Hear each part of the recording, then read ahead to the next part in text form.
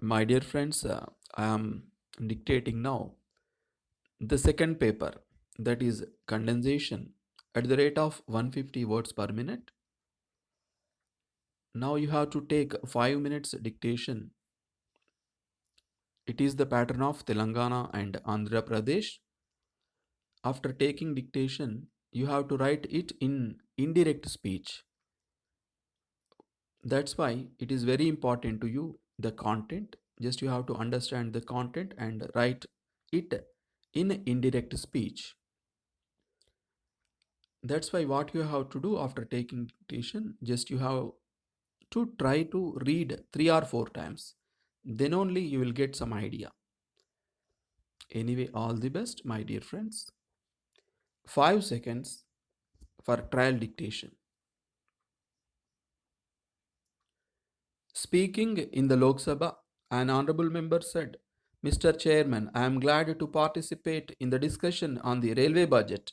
At the outset, I must say that I have every praise for the railwaymen who are doing their best to improve the efficiency of the Indian railways.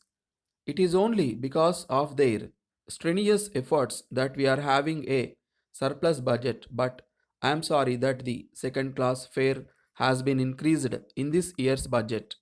We were expecting that at least in this budget, our new minister would not increase the second class fare. I would request him to reconsider the decision and see whether the second class passengers can be exempted from this levy. Coming to the various aspects of the railways, I must say that the work regarding electrification of the railways has been done very effectively, but at the same time, the employees who are doing this work have submitted a memorandum to the railway administration. Now you get ready to take real dictation.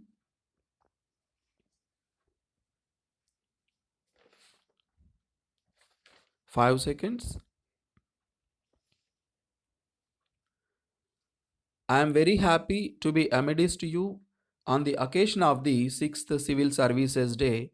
I welcome all of you to this gathering. I also extend my greetings to all members of the civil services on this occasion. Let me also congratulate the officers who have won awards today for excellence in their work. I am sure their example will inspire other civil servants to higher levels of commitment and performance in the service of our nation. I am happy that one of the sessions today is devoted to the issue of ethics and transparency in governance. This is a subject which has attracted a great deal of attention in recent times. There is a growing feeling in the people that our laws, systems, and procedures are not effective in dealing with corruption. We must recognize that there is little public tolerance now for the prevailing state of affairs. People expect a quick and exemplary action, and right so. As I have said earlier, corruption is an impediment to faster growth and hurts the poor most. It is a challenge that we must tackle boldly, and we stand committed to doing so. Our aim is to strengthen the legislative framework, revamp administrative practices and procedures, and fast track a systematic response to fighting corruption. A group of ministers is looking into the legal and administrative measures that can be taken in this regard. The group has a wide ranging mandate, and I expect its recommendations to be available very soon. A committee of ministers and representatives of civil society is finalizing the draft of a Lokpal bill, which we hope to be able to introduce during the next session of Parliament. Two bills relating to judicial accountability have already been introduced in Parliament. We will soon ratify the United Nations Convention on Corruption.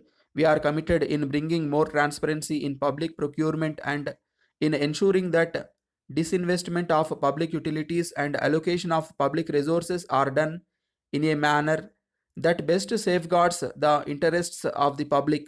I urge all civil servants to contribute to our efforts in fighting corruption. Each one of you is in a position to do so in many meaningful ways, and I hope to see renewed energy emanating from you in this fight. I expect you to be honest and fearless in advising your superior authorities, especially the political leadership. Those of you who serve in senior positions would do well to encourage your subordinate officers in this direction. People value the work done by honest and dedicated civil servants and look up to them. I would like to all of you to work to strengthen the trust and faith which people still have in civil servants. I do believe that the core of the civil services is sound and rooted in values of integrity and fair play. It is a pity that instances of individual waywardness, of lack of moral courage, and of surrender of pressures and temptations tarnish the image of the civil services and lead to immense criticism and dissatisfaction.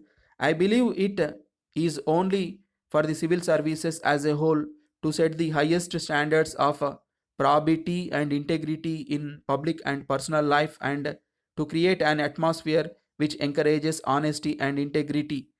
I understand that another session today has been devoted to the challenges of economic management. Our economy has been in reasonably good shape in the past 7 years. We have achieved an impressive rate of growth, which we were able to sustain even in the midst of the worst global financial crisis of recent times. But during the last 2 years, inflation, especially in the food sector, has become a cause for concern. Our consistent policy has been to control inflation without sacrificing growth. We have strived for a delicate and difficult balance to achieve this.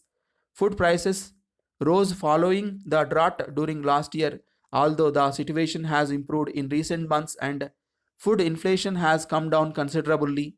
The long term solution lies in increased production and productivity in the agriculture sector. The needs of a growing and increasingly more prosperous population can only be met by improved production of a diversified basket of agricultural products. The civil services, I believe, have a major role to play in achieving a higher rate of growth in the agriculture sector. I hope you will pay more focused attention to this area and more especially to the preparation and implementation of district level agricultural plans.